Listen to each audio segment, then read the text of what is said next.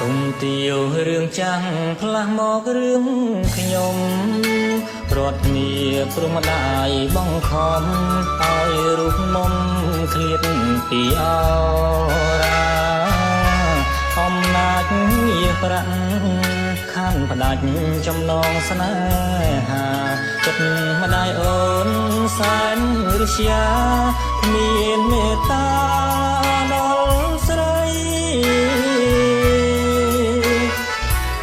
រួមតែបងក្រ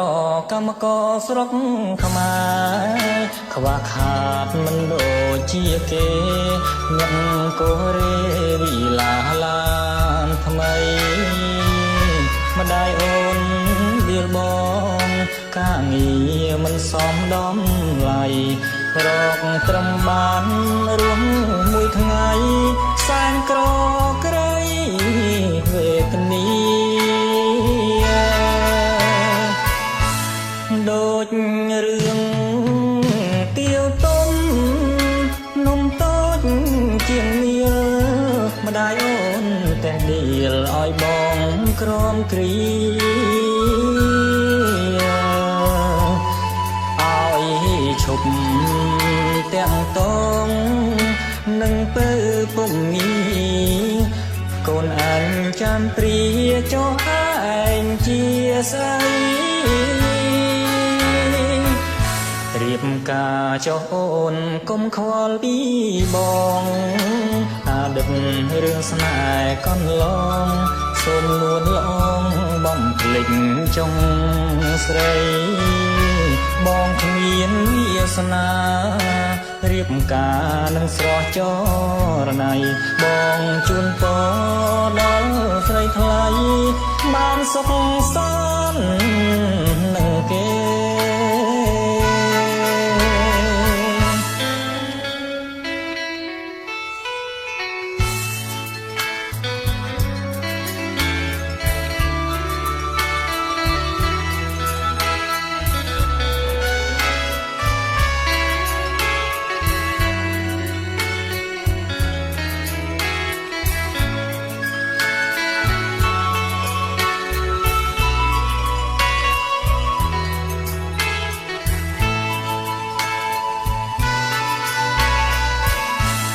ដូចរឿងទាវទុំនំតូចជាងមៀលម្ដាយអូនតែដៀលឲ្យបងក្រំគ្រីឲ្យឈប់ទាំងតងនឹងពើពុំងារកូនអញចាន់ព្រាចុះឯងជាស្អីរៀបការចុះអូនកុំខ្វល់ពីបងអាដឹករឿងស្នេហ៍កន្លង